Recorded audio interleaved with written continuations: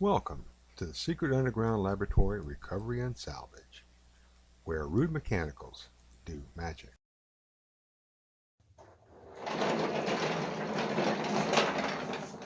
Hello, I'm Bronze Age, Director of the Secret Underground Laboratory Recovery and Salvage, and welcome to another episode of Chair Hospital.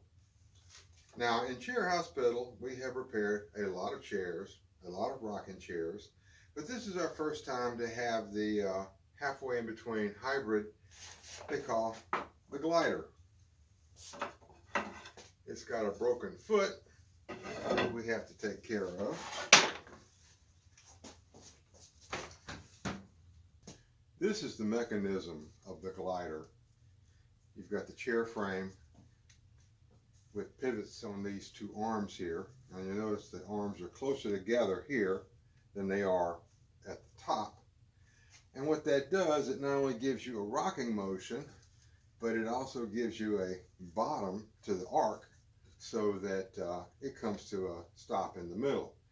If these arms were the same distance apart, the chair would just go back and forth like that. And frankly, I don't think that would be very comfortable. Now our problem is right here, where the foot on this side just simply came off. And all the screws that once held it in place are broken off inside the wood. Now the obvious repair is simply to replace the screws with a little bit better glue, which I see that was just a very tiny bit put on this piece. And I could drill holes beside all these other holes, put new screws in it, and be out of here in just a couple of minutes, but I really don't want to do that. This is a nice piece of furniture, made in Canada. It's got made in Canada stamped all over it in like 6 or 7 different places. So what I need to do is find a way to get these broken off screws out of the old foot. And fortunately, this being the Secret Underground Laboratory where rude mechanicals do magic, I have a magic trick just for that. I'm going to make a tool for this job, and it starts with this piece of steel pipe and another shop-made tool. I have a video on how I did this. Clamp it here in the vise. And start by filing the top of it off flat.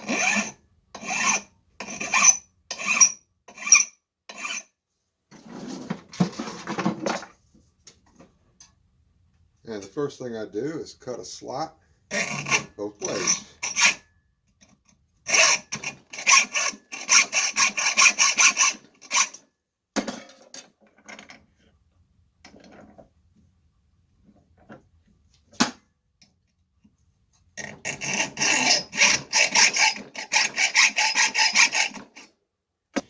Now I'm going to cut saw teeth in the end of this pipe.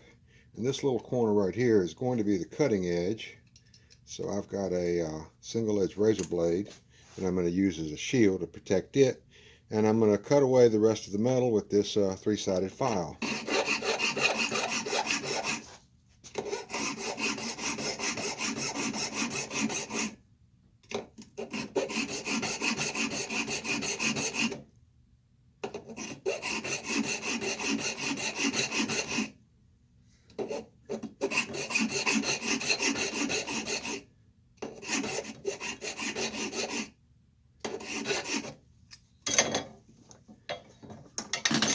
Now I rotate it and just go around and cut the other 3 teeth. And there we have our shop-made tool. Now CNC machining, which stands for computer numerical control, is all the rage these days, but we can't afford that. So what we have is CAB machining. It stands for can't afford better. Now we're at the Packard 12-speed precision drill press. I've got it set for 1000 RPM, and I've got the depth set so that it's just about, I think we'll be at the bottom of those broken off screws.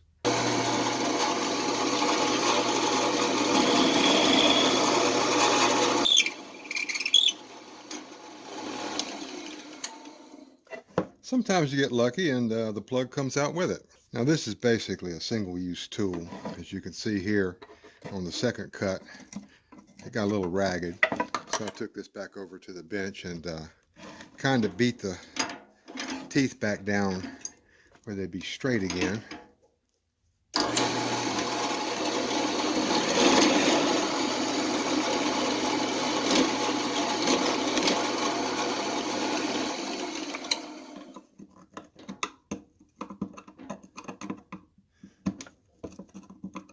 This one seems to be a little deeper.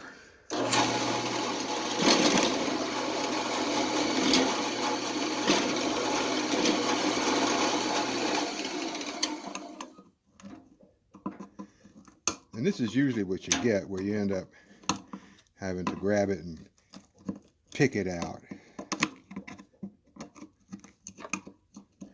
But with a little persistence, you can get it loose. I'm not going to touch it because it's pretty hot right now. Now the holes come out and kind of irregular sizes. So you end up having to sand the plugs down to whatever will fit. I'm using Titebond regular here, Titebond 1, because that's what I got on the shelf.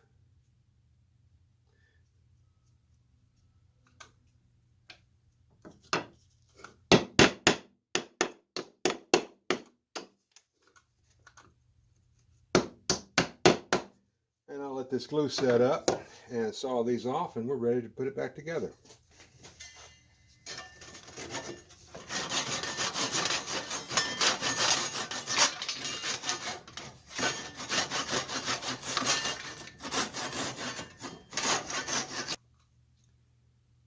Now a generous coat of glue on both surfaces.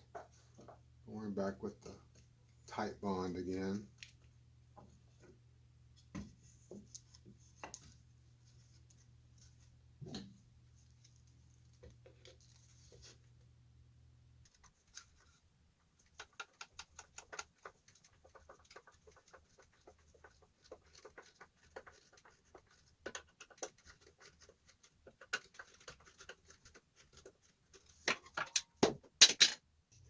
I want to say a little bit more about our shop-made tool.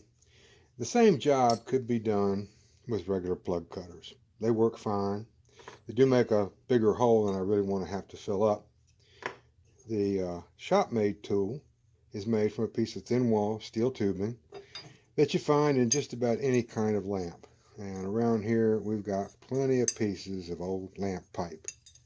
It only takes a few minutes to make one, and even if it can only be used a couple times before it's ruined, it's worth the effort. I've probably got half a dozen of these sitting at the bottom of a bucket someplace. But I can always just file it back down, cut new teeth on it, and it's ready to go.